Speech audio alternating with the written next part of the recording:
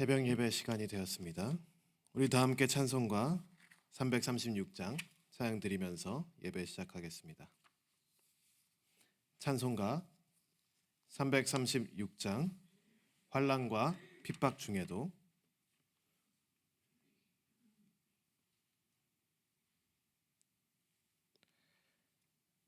찬송가 336장 환난과 핍박 중에도 우리 함께 찬양 드리겠습니다. 환난과 핍박 중에도 성도는 신앙 지켰네. 이 신앙 생각할 때에 기쁨이 충만하도다. 성도의 신앙 따라서 죽도록 충성하겠네. 옥중에 매인 성도나 양심은 자유 얻었네.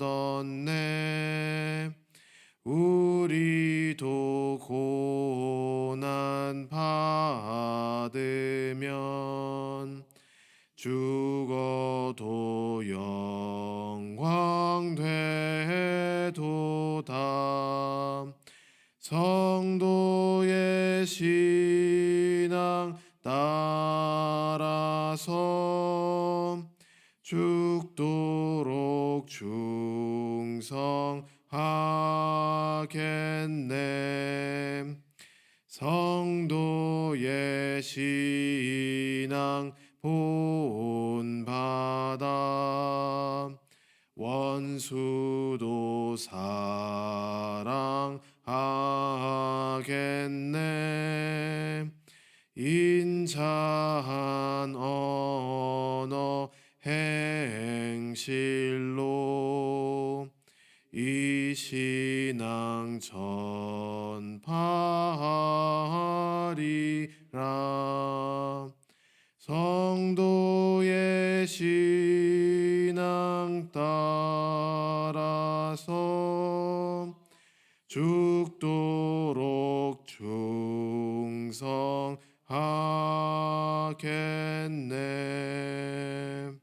아멘.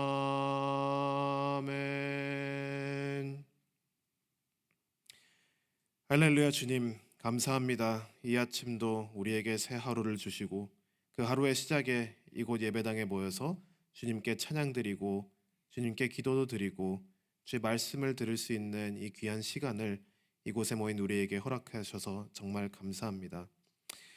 주님, 우리가 이 시간을 귀하게 여기고 이 시간 가운데 주님께서 우리를 위해 예비하신 성령 충만의 은혜를 넘치게 누리게 하여 주시옵소서. 주님, 우리가 이 시간 주의 말씀을 들을 때 말씀의 능력으로 우리가 변화가 되고 성장하길 원합니다. 주님, 우리 안에 있는 악한 것들과 어두운 것들을 모두 제거하여 주시고 말씀의 빛으로 우리도 찬란하게 빛나게 하여 주시옵소서. 예수님의 이름으로 기도합니다. 아멘. 하나님 말씀 함께 보도록 하겠습니다. 예레미야 15장 16절에서 21절까지의 말씀입니다. 예레미야 15장 16절에서 21절까지의 말씀입니다. 예레미야 15장 16절부터 21절 말씀 제가 여러분들께 봉독해 드리도록 하겠습니다. 만군의 하나님 여호와시여, 나는 주의 이름으로 일컬음을 받는 자라.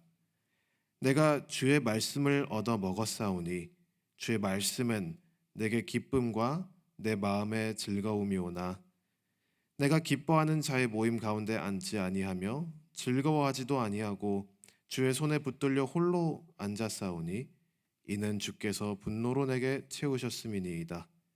나의 고통이 계속하여 상처가 중하여 낫지 아니함은 어찌 됨이니이까.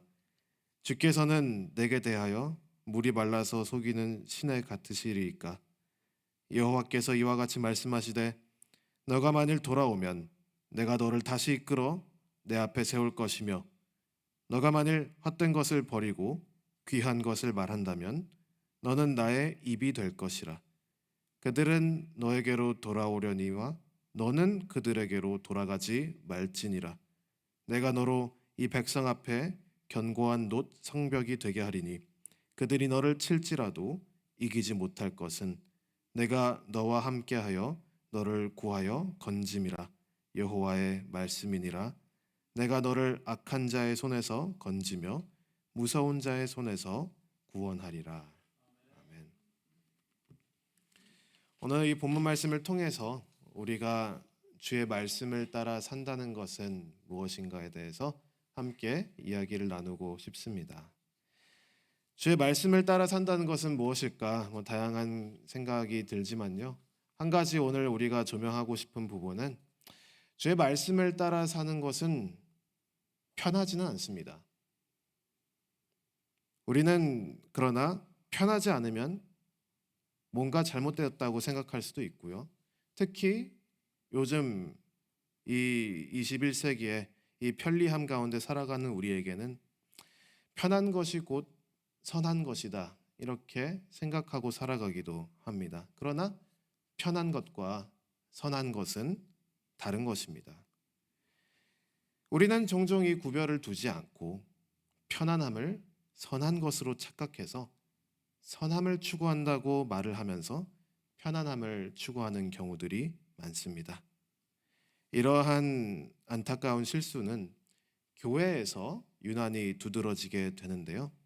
이게 가장 흔하게 드러나는 형식 중 하나가 특히 이 미국 서구 문화권에 있는 교회에서 드러나는 형식 중 하나가 뭐냐면 결국 자기가 편하게 다닐 수 있는 교회를 쇼핑하러 다니는 현상입니다. 어느 교회가 나에게 익숙한 문화를 제공해 줄까? 어느 교회가 내가 그냥 편하게 관계 맺으며 살아갈 수 있을까? 어느 교회가 내 편의에 맞는 예배 시간을 제공하고 있는가? 어느 교회를 가야지 내 아이들을 맡길 수 있는 괜찮은 교육 프로그램과 서비스를 제공하고 있는가? 어느 교회를 가야지 내 취향의 찬양과 내 취향의 예배를 드리고 있는가? 어느 교회를 가고 어느 목사의 설교를 들어야 내가 기분이 좋아지고 마음이 편해지는가? 이러한 다양한 요소들을 따지고 계산하면서 우리는 내가 출석을 해주고 헌금을 해줄 교회를 찾으러 다닙니다. 이것은 하나님을 위한 교회가 아니라 나를 위한 교회를 요구하는 아주 치명적인 실수입니다. 이러한 사람들은 이러한 마음으로 교회에 내가 출석을 해주고 이러한 마음으로 내가 교회에 헌금을 해주는 입장이라면 교회가 조금이라도 나의 취향에 맞지 않거나 교회가 조금이라도 불편해지기 시작하면 교회를 떠나겠죠. 그리고 교회를 떠나는 게 아쉬운 사람들은 교회의 불편한 부분들을 직접 망치질하고 톱질해서 자신들에게 편한 모습으로 교회를 바꿔가려고 할 것입니다. 안타깝지만 그러한 교회에는 복음이 선포될 수가 없습니다. 그 이유는 간단합니다. 복음은 거룩하고 선하며 완벽한 빛이시기에 거룩하지 못하고 선하지 못하며 완벽하지 못하고 어둠 가운데 거하는 죄인들에게는 불편할 수밖에 없는 것입니다. 그러나 불편하면 떠나고 불편하면 목소리 높여 불만을 표하는 자들로 이루어진 교회가 어찌 복음을 감당할 수 있겠습니까? 이러한 상황에 있는 교회는 복음의 진리를 선포할 수가 없습니다. 끝까지 복음의 진리를 지키고 선포하려는 목사가 만약에 그러한 교회에 있다면 공격당하고 쫓겨나겠지요. 아니면 성도들이 다 떠나서 강대상에 홀로 남은 목사가 될 것입니다. 그게 싫으면 이제 복음을 듣기 좋게 변질시켜서 그냥 기분 좋으라고, 마음 편안하라고 선포를 할 수도 있지만, 그거는 결국 복음을 거짓으로 변질시키는 것이기에 목사가 해서는 안 되는 일입니다.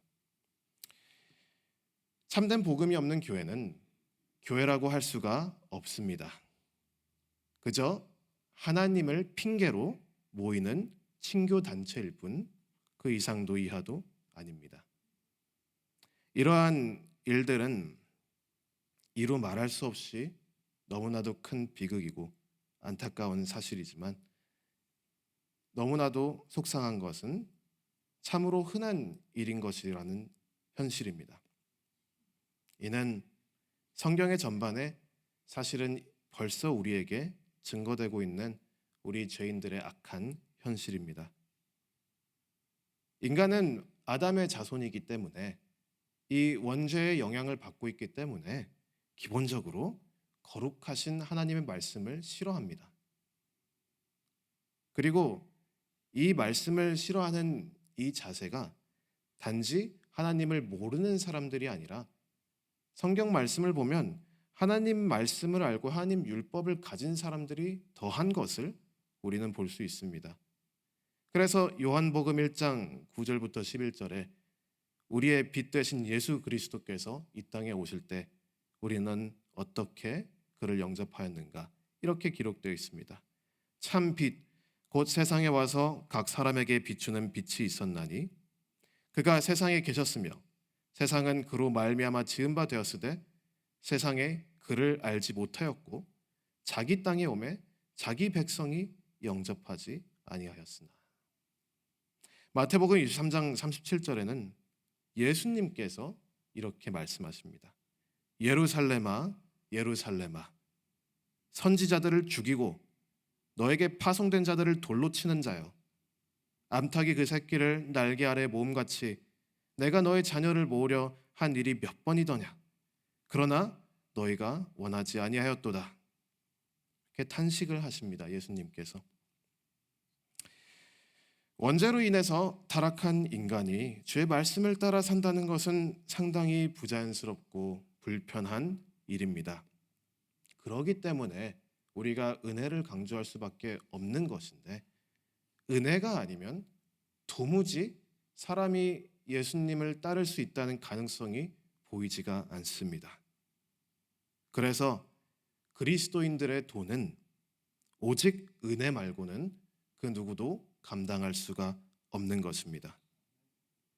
삶의 전반에 걸쳐서 철저하게 오직 은혜에 매달려 끌려가는 것이 우리 인류에게 허락된 유일한 삶의 소망인데, 그것을 저버리고 내가 편한 방식으로 나의 편리대로 하나님을 섬겨드리고 그 대가로 복을 받고 영생을 누릴 수 있다고 착각하는 것은 마치 중세시대 로마 가톨릭의 면죄부 교리와 본질적으로 다르지 않습니다. 그러나 원죄로 인해 타락한 우리 인간의 본질은 기본적으로 악하기 때문에 이 오류에 아주 쉽게 그리고 아주 흔하게 빠집니다. 오늘 본문 말씀의 내용은 이러한 악한 현실을 마주하고 하나님의 백성이라는 타이틀을 가지고 있지만 전혀 하나님과 상관없는 삶을 살아가는 이 사람들을 대상으로 한평생 하나님의 진리의 말씀을 전하려고 발버둥 치다가 지쳐 쓰러져 낙심하고 속상하고 화가 나고 좌절해버린 선지자 예레미야에 대한 이야기입니다.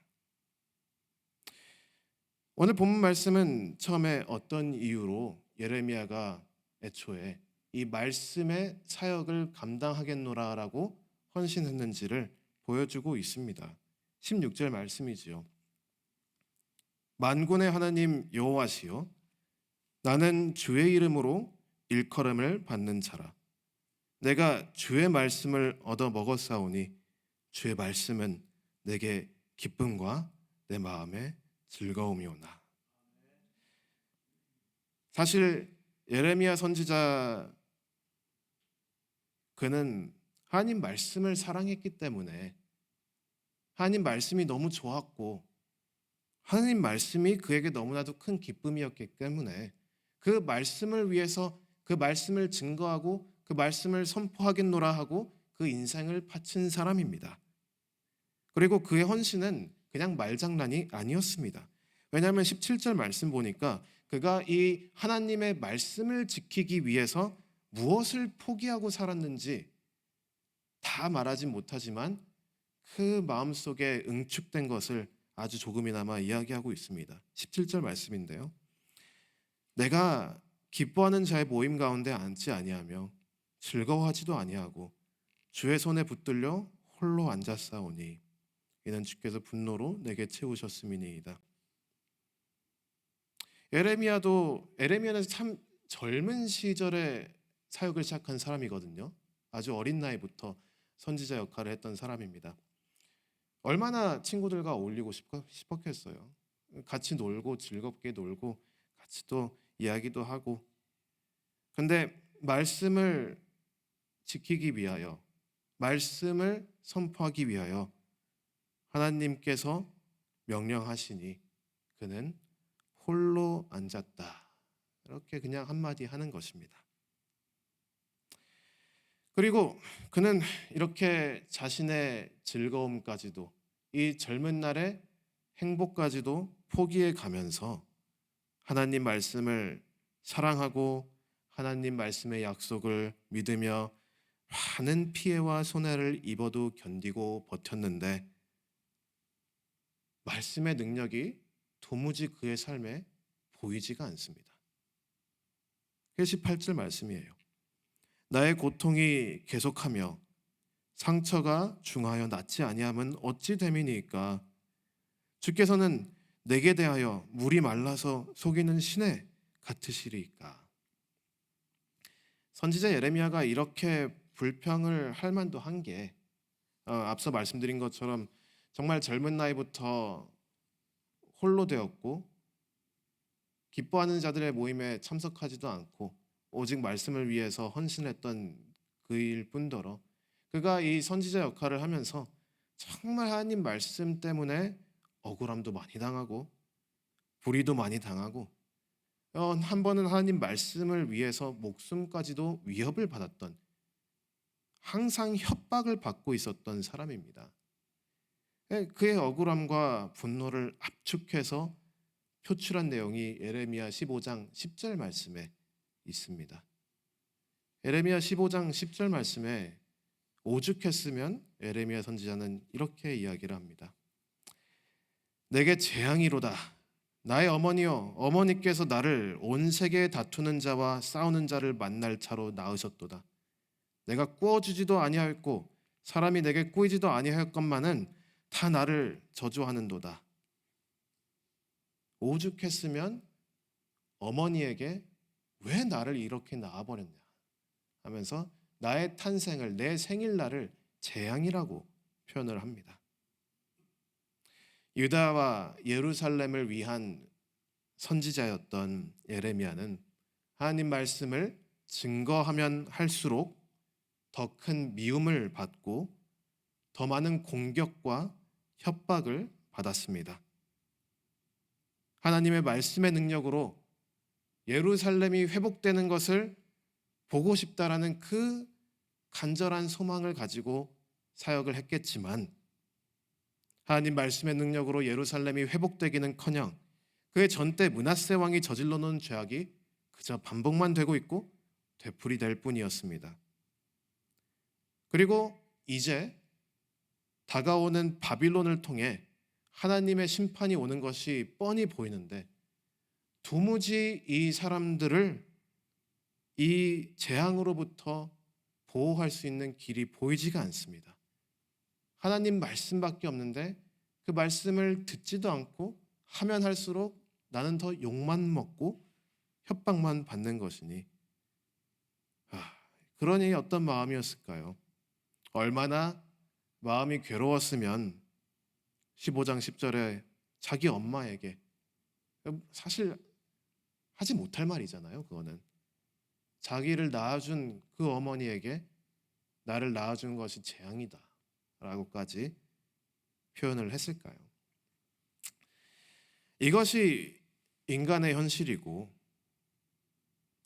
단지 하나님을 모르는 사람들의 현실이 아니라 오늘 본문 말씀을 그리고 구약 성경을 전반적으로 보면 다들 아시겠지만 하나님 나라 백성들의 현실입니다.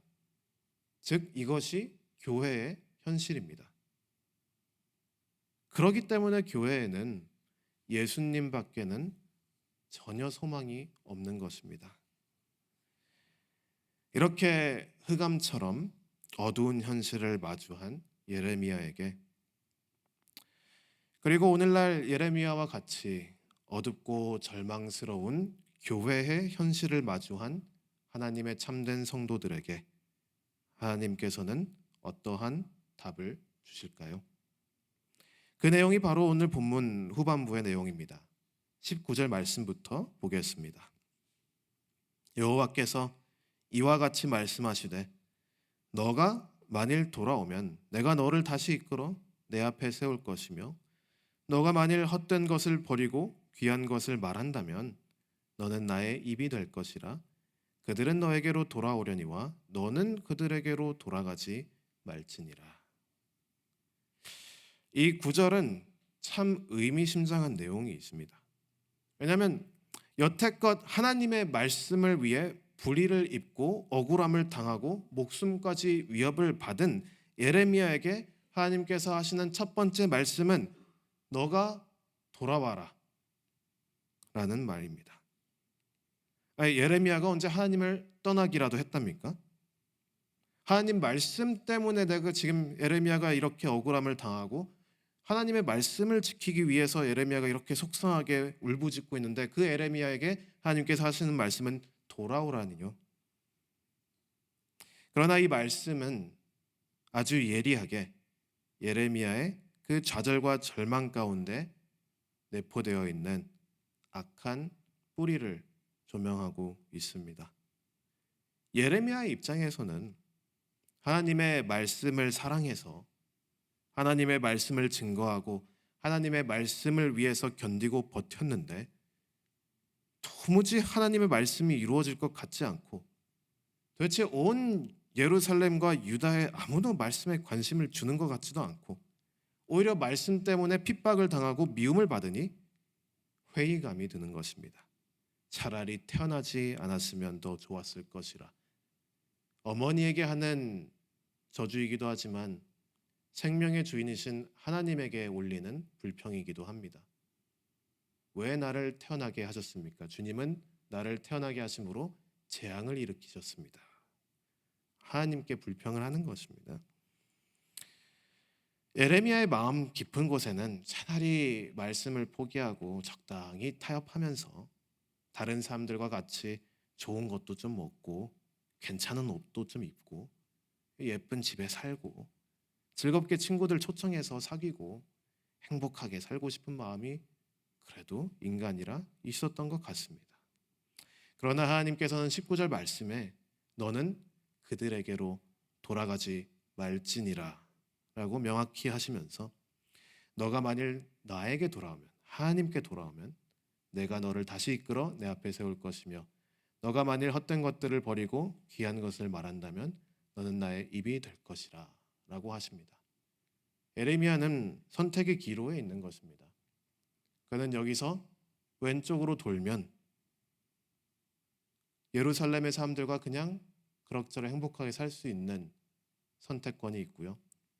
그 반대 오른쪽으로 돌면 다시 하나님께로 돌아가서 하나님께서 예레미야를 다시 한번 말씀의 도구로 사용하시겠다라고 이야기하십니다. 오늘 본문 말씀 이 내용은 결국 이런 것입니다. 이 불안하고 의심이 되고 하나님의 말씀이 왜 능력이 없지? 나는 지금까지 뭘 위해 살았지?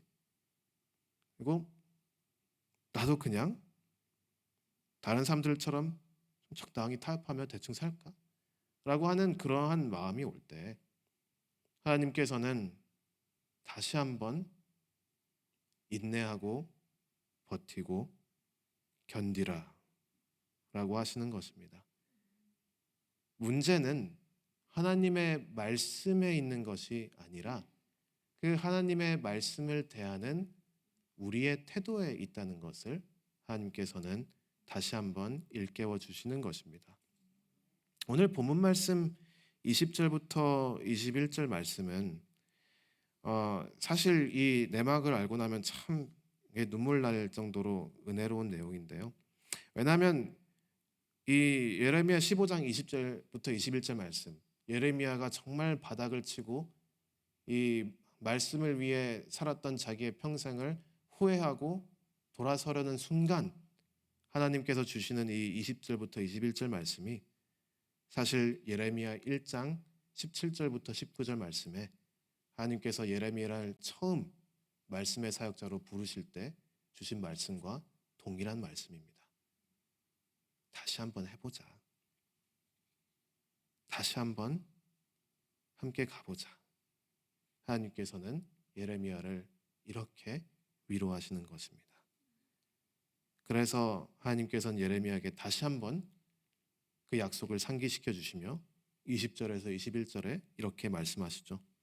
내가 너로 이 백성 앞에 견고한 놋 성벽이 되게 하리니 그들이 너를 칠지라도 이기지 못할 것은 내가 너와 함께하여 너를 구하여 건짐이라. 여호와의 말씀이니라. 내가 너를 악한 자의 손에서 건지며 무서운 자의 손에서 구원하리라.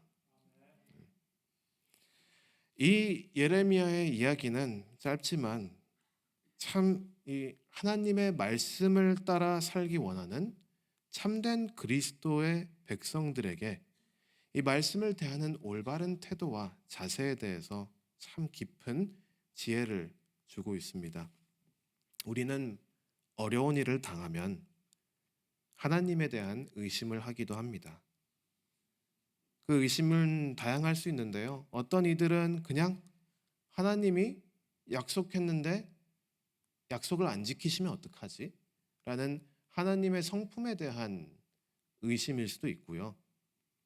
또 다른 의심은 뭐냐면 이건 종교개혁가 마틴 루터가 한평생 씨름했던 의심인데 마틴 루터 같은 경우는 하나님은 분명히 말씀을 지킬 거라는 것은 확신해요.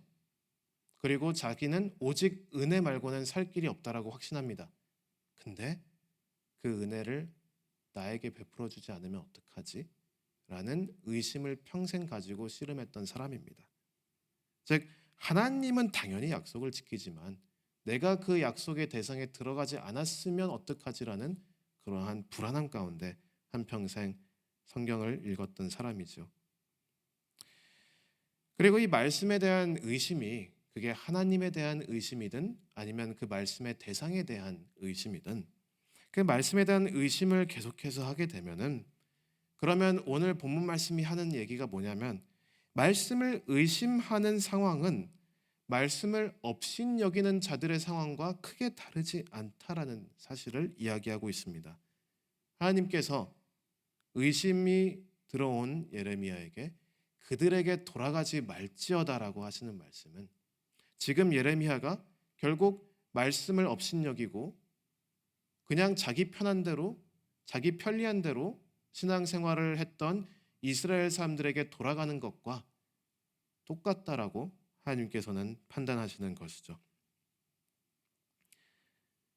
하나님께서는 예레미야에게 그들에게 돌아가지 말라고 경고하십니다. 그리고 오늘날 우리에게도 동일한 경고를 하십니다.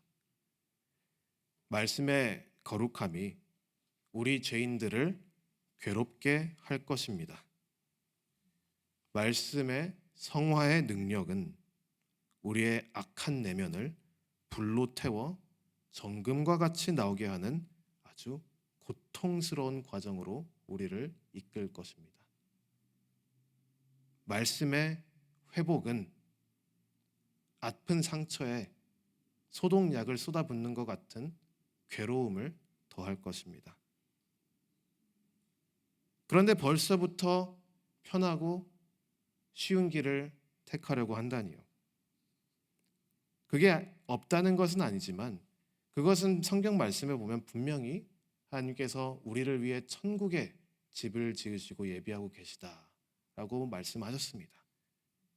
천국에 가서 모든 상처가 치유되고 모든 훈련을 받은 뒤에 정말 하나님을 찬양하는 그 아름다운 무리 속에 함께하여 주님을 경배하는 영생을 누리는 것이 우리의 소망입니다.